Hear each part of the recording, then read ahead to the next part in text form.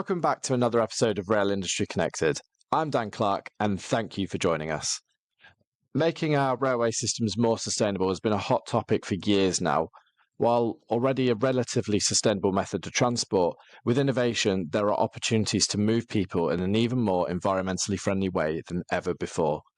Within cities, tram systems across Europe are becoming more prevalent. While we have a few systems in the UK, Manchester Metrolink and Nexus being two well-documented examples, with large urban areas experiencing significant growth, there are opportunities for more. Within the tram sector, the use of hydrogen is a sustainable solution, which is already being tested and implemented worldwide in countries such as South Korea and China. Visitors to InnoTrans in September will have seen an example of the Daejeon hydrogen tram on show thanks to Hyundai Rotem.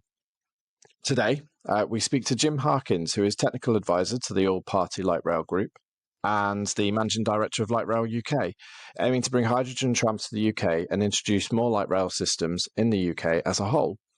As a sustainable and innovative approach to implementing tram systems, significant opportunities, including funding and business support, are available for businesses of all sizes to demonstrate how their innovative solutions could contribute to the future of tram systems as we know it. Jim, welcome and thank you for coming on. Good morning. So please just give us a brief introduction of all the work that you're doing and provide us with a background of your aims and what you've done so far. Yeah, okay then. I first caught the bug, if you call it that. My daddy, God rest him, was a tram driver in the city of Glasgow, my hometown. I wanted to be a tram driver, but the corporation committed a big act of vandalism municipal vandalism when they scrapped the trams. Glasgow was never the same, so I left home. But I've been a campaigner ever since then, running in parallel with a number of careers. Recently, I've just finished as a businessman where I had a group of 5 companies operating in the town of Warrington. The hydrogen question has caught my eye because of the way government, the UK government and the Scottish government as well, look at trams. They see it in isolation as a transport system, which is a fine system. If you look at the modal switch, Manchester Metrolink gets something like 45 million with a 28% modal switch. It's a big number of cars off the road. Yes. The hydrogen industry caught my eye as well, and I see the potential. And about 15 years ago, I come across a company out in California called TIG-M, who were actually operating hydrogen trams down in a place called Aruba, which is in the Caribbean. It's a place about the size of Wales. And basically there they use tram as a connector from the cruise liner to the city. They decided that they were going to have a cruise terminal for all the big liners. And as you know, they'll probably carry somewhere between 2,000 or 3,000 folk at a time on an extremely short timetable. They built it, and then they discovered that the coaches from other towns on the island of Aruba were getting in there and siphoning off a lot of the traffic. However, they had problems getting it back in time, and the ships would sail without their passengers. It was former Dutch colony, and basically they spoke with the tramway people in The Hague, and they come up with a hydrogen tram, and it's about 3 mile distant across the scrubland. They put in 3 tourist style, new build, old design, on hydrogen powered by a couple of wind farms. And it worked so much so there were delegations from the other places complained to the Dutch government about unfair competition because all the cruise liners were going on the tram. The same company, they are worldwide. Although they're a small company, they're not like the big players such as Siemens, etc. they've got a number of locations around the world, and the good example is one in Doha, where it's a modern type vehicles, and the vehicles they've got, they're double bogie vehicles. They'll carry 100 packs, can be coupled up autonomously to the power of 3 for one driver. So one driver can handle 300 passengers, and it proved its worth in the recent World Cup. It's on the end of Mashareb line. The bit that caught my eye for there is the problem we've got with the light rail systems, and I differentiate between light rail and tram. They're two separate beasties. The problem with Metrolink is capacity. They double up. So that's fine and good in the peak, but in the off-peak, it costs too much time and effort to uncouple back to single units, so they just trundle about all day long, dragging 42 ton. There's no necessary. Using this system of TIG-M, where they've got autonomous coupling, it's possible to drop off cars 2 and 3 and run with a capacity of 100. So that caught my eye, and the fact that it's hydrogen. Now, the problem we've got nowadays is congestion and poor air quality, pollution, etc. But our political systems, as I said, is no fit for purpose, along the lines that when you approach, and when I have approached government on a number of occasions, they'll turn around and say, trams, go to Department of Transport. Department of Transport, they've got a very laborious, difficult and tortuous way to getting approval, and invariably it's a political winds blows it all over. And the biggest example was Alistair Darling, and I think because he had a hard time when he was a councillor in Edinburgh trying to get the Edinburgh tram in. He was quite prejudiced because he cancelled 4 or 5 all in one go, with a dreadful waste of money, especially in the likes of Liverpool.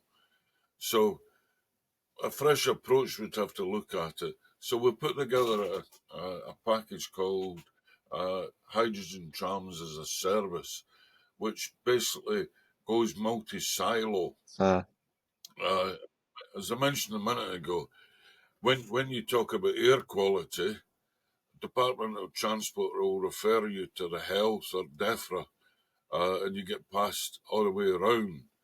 So what we've done, taking a fresh approach, plus we're having the change and thinking with a new government, we've put together a package called Hydrogen Trams as a Service. In simple terms, we've got a loose consortium where we've got the money, people on board, so we can fund upfront the infrastructure cost.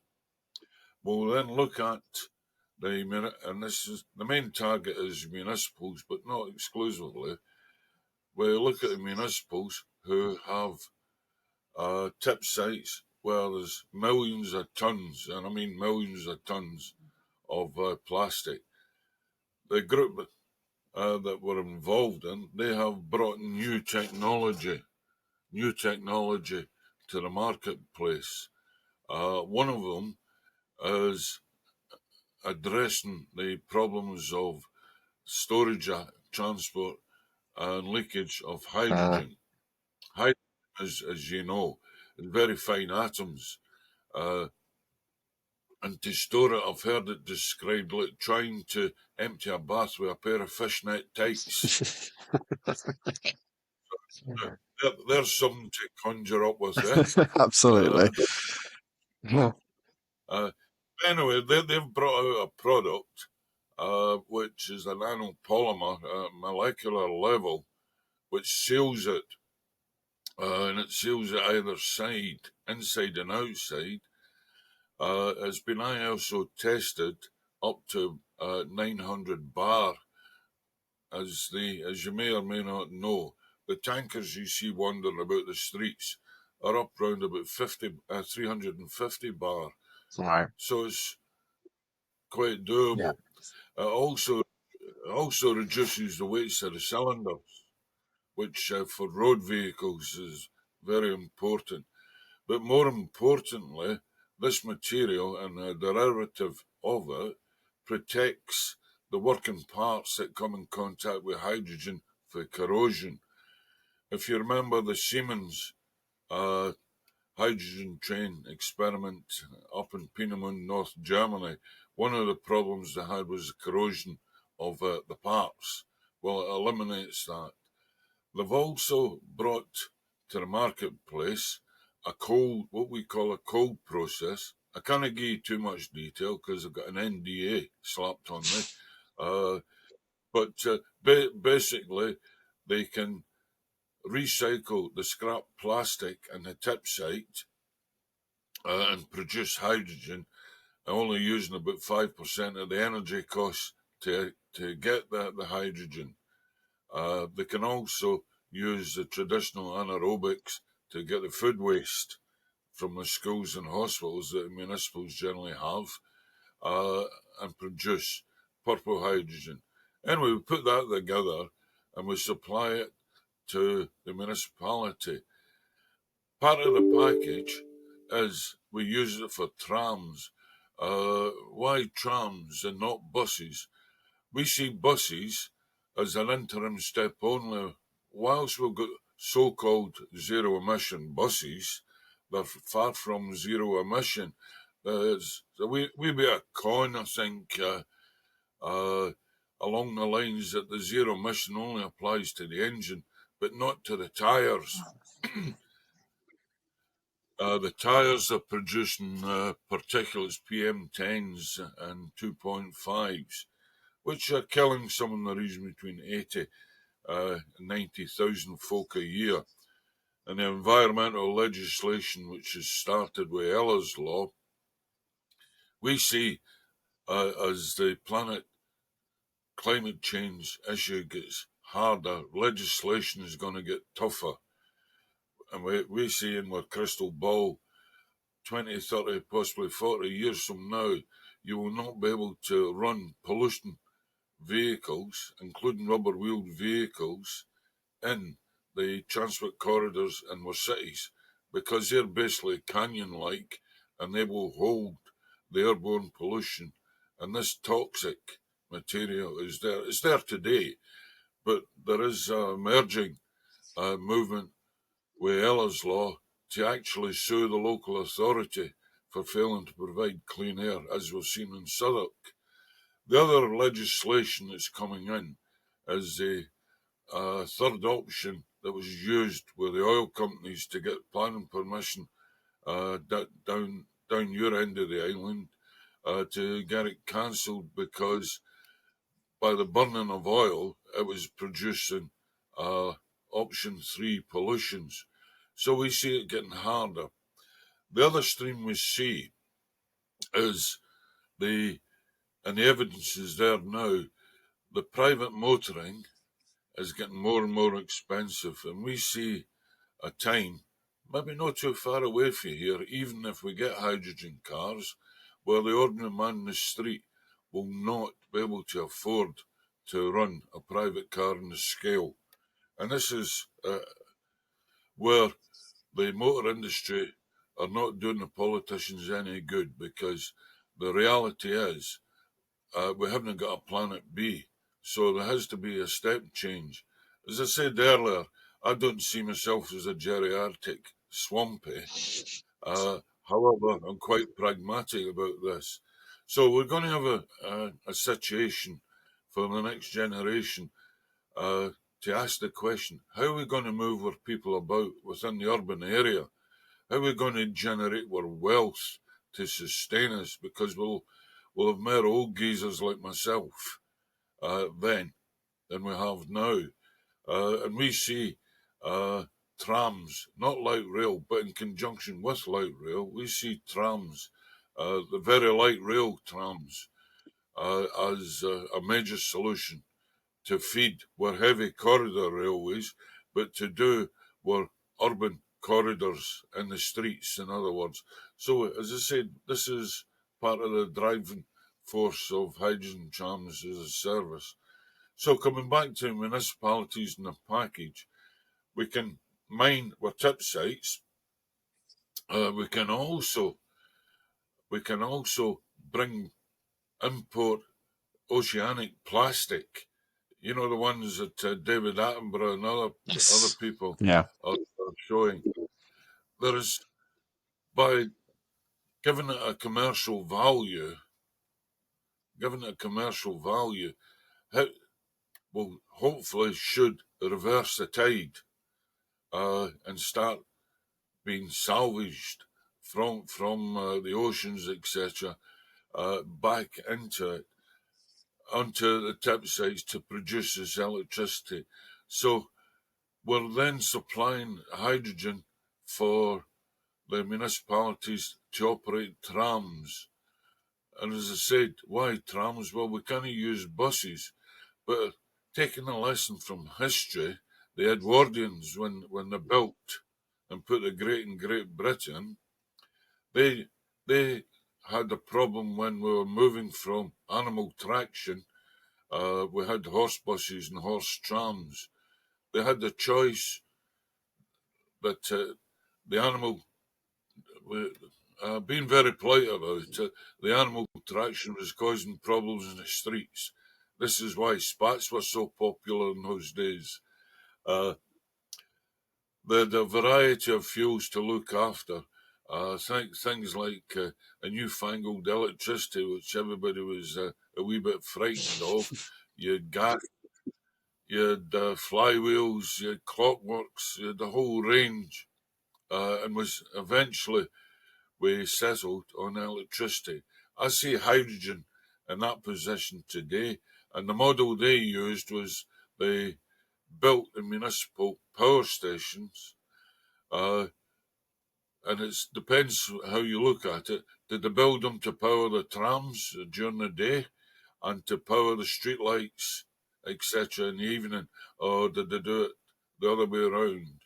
You can look at history and decide yourself. But it enabled the Edwardian cities to generate tremendous amount of wealth because of the connectivity, because of the employment, etc. But more importantly, they cured the pollution issues of the day. So we've got this package. We will give the electricity in the form of hydrogen for either on-board vehicle and or by wire, so that it can be seen as a panacea for supplying the energy needed. We have issues in the hydrogen industry. People are very nervous of it, especially some of I would call propaganda that comes from the motor lobby about filling people with terror about the Hindenburg coming out their gas cooker kind of thinking. The tests I've seen, provided it's regulated, and we already have legislation there in the form of the oil and gas. It only takes a bit of tweaking to make it safer than the oil and gas, so that it's no more any dangerous if you mishandle it than a tank of petrol. Right. So by putting the hydrogen trams on board in the streets, what that will do is make people realise it's not going to go bang. Okay, accidents do happen, but trams are one of the safest. Yes, we did have a Croydon tram, but the last time we had a disaster like that was in Glasgow in 1959, and that was because a daft lorry backed out the steelworks on the Shettleston Road with a girder and punched the side of the tram. But they've learned from there, they put all sorts of electrical breakers in it. So I would say it's one of the safest forms. I will also, at the tip site or the plant, we can provide pump facilities for hydrogen. So that will solve a lot of the issue. That we've got of accessibility. It will also in view of Mr. Putin's nonsense, it'll give us a security supplies, and that, in effect, will turn each city and small town, and we can go down as small as 50,000, either as connector lines. It's all subject to the free survey that we'll do. It will make every small city and town in the UK an independent power source. It will also make, I think, a lot of the nationalists at home unhappy, because it will reduce the demand for marching pylons up the Glen, because it will be local.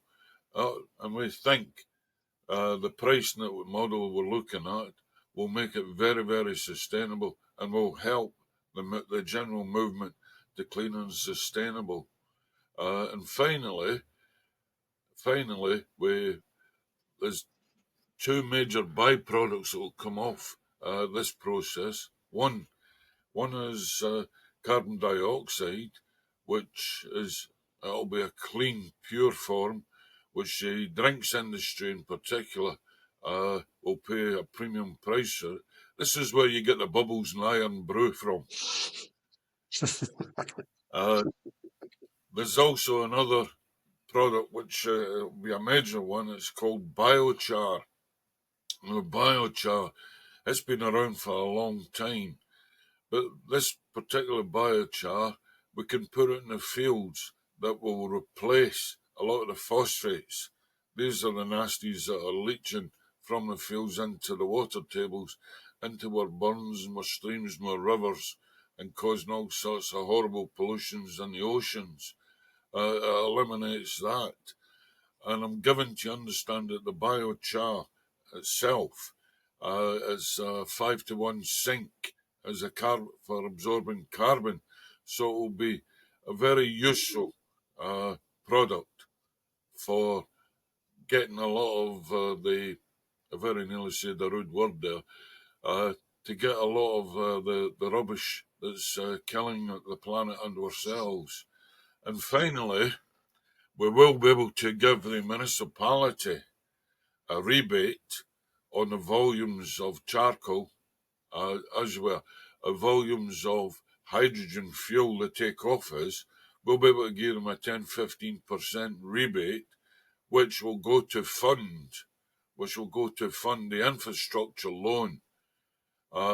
Not completely, it depends on the volumes, obviously. Go a long way to pay off the infrastructure loan. So basically, what we think we've got here, if we can get the political mindset change and others, we've got a game changer here. You absolutely do. And it's quite clear that you've got a comprehensive solution to this. But as you say, there are political challenges. So what are you doing with municipalities and combined authorities at the moment? And how can you convince them that actually this is a system, as you quite clearly shown us there, is a viable one for them? Well, we're having a wee bit difficulty across the Hadrian's Wall. Municipalities in England, in particular, they're very resistant. They complain of no money.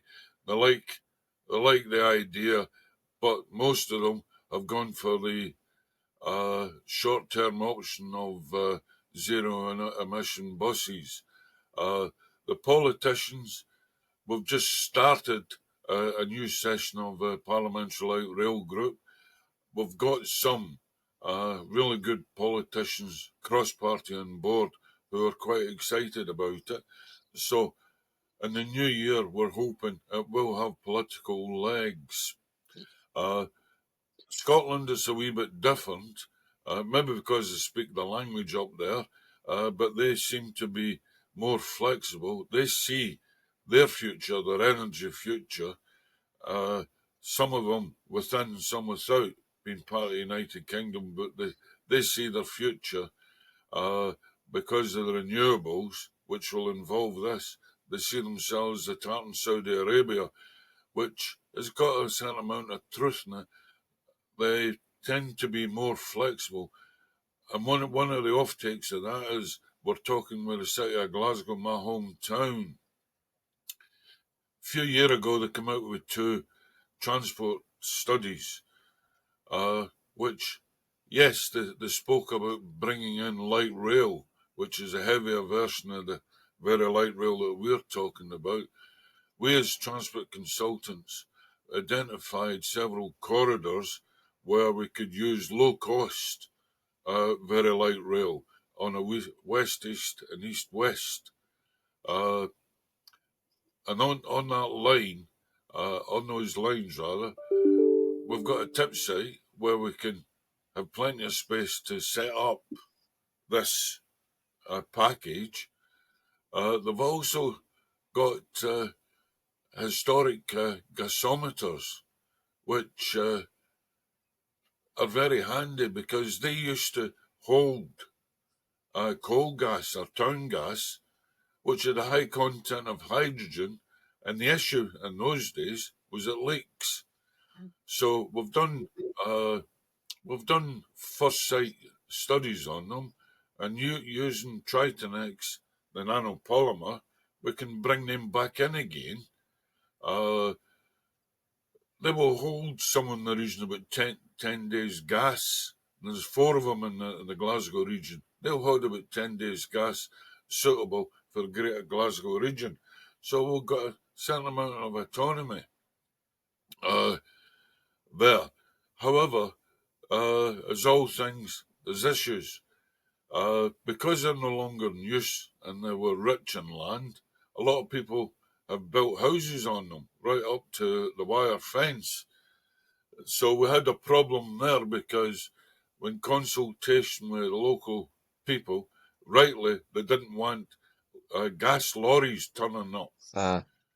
However, these gasworks used to be supplied by heavy rail, and there is a disused dog's toilet corridor which comes within a short distance of line 2. So again, we've looked at the solution on that. It is possible, looking at, you mentioned Metrolink, using cascaded vehicles to turn them into container trams or cargo trams, and using the off-peak to use the existing tram system to just quietly, almost silently, access these gasometers. Right. So as a consequence, it enhances it. The other thing we're looking at as well, we've spoken with the Californian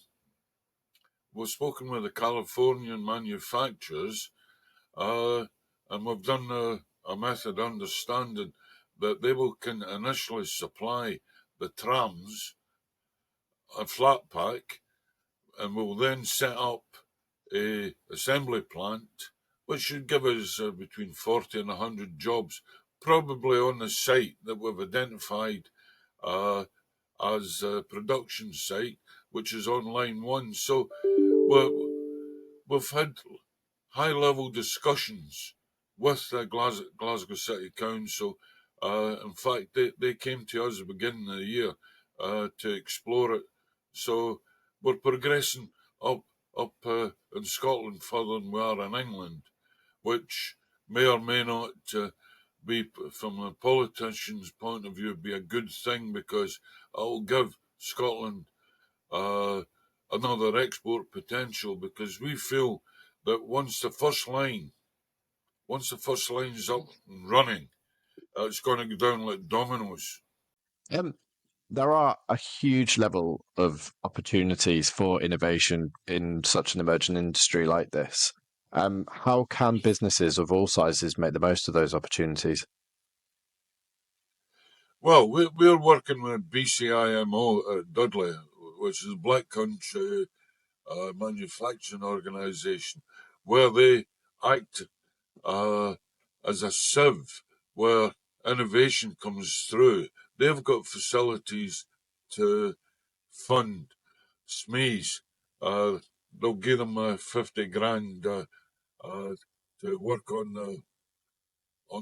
their inventions, etc. But they'll also give them 200 grand admin support. Some of the things that we're looking to use within this package originated from BCIMO, especially in the hydrogen. So if anybody wants to come and join us, contact BCIMO at Dudley. That's going to be the funnel. We would love to hear from you, but we're going to be tied up putting together this package to get demonstrators on it. One of the things that's emerged, the tests that we've done for a kilo of hydrogen on the Doha vehicles will give us 2 18-hour shifts. So if you're looking at hydrogen, if you can get it down to about the £10 mark, it's dead easy to do the sums. So you're looking at 36 hours for 1 kilo of hydrogen. That in itself, in the public transport, is going to be a game changer. Yeah, absolutely. For everyone listening, what would you say you're looking for from them in particular? Obviously, you've mentioned BCIMO and the range of innovations. What kind of things are you looking for from them to make this a reality?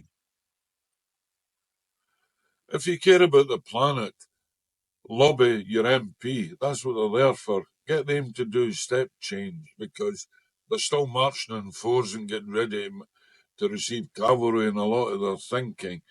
The last generation, we had statesmen who built tramways to go beyond their lifespan.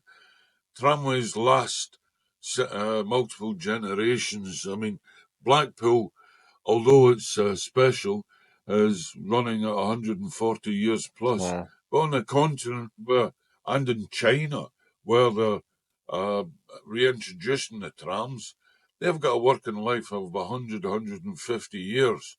But we need changes of political. For instance, the Treasury Green Book,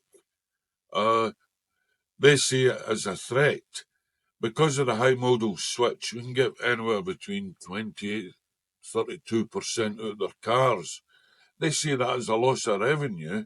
So they loaded it until recently, they loaded that into the cost of developing tramways, which is, daft. Uh, the other aspect of it, try and develop an open mind. Hydrogen, and I don't sell hydrogen, so and I'm not paid by the hydrogen, but I see that as a way forward. We've got a bit of a bum steer with battery electric. We don't have a planet B. Hydrogen, it's the most plentiful thing in the universe. The money worldwide has been applied to it is awesome. If you think the money was applied to solve the COVID issue, tenfold that's been applied to solve the hydrogen. Yes, there are issues there. We had a similar with renewables, wind farms, etc. But they were horrendously expensive. Now they're cheaper than fossil fuel.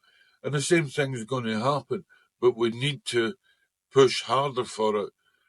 We have got to accept there's going to be a step change in how we move about what cities and towns. There'll still be issues. What we're talking about here will not solve all the issues. There's no magic panacea. However, this will go an awful long way at solving a lot of our issues of connectivity, employment, air quality, and all the other dreadful issues that generations before us have created and we've inherited. But we've got the technology to solve it, but it's generational for those who follow. Absolutely. And for anyone that's interested in finding out more, where do they need to go about hydrogen trams as a service?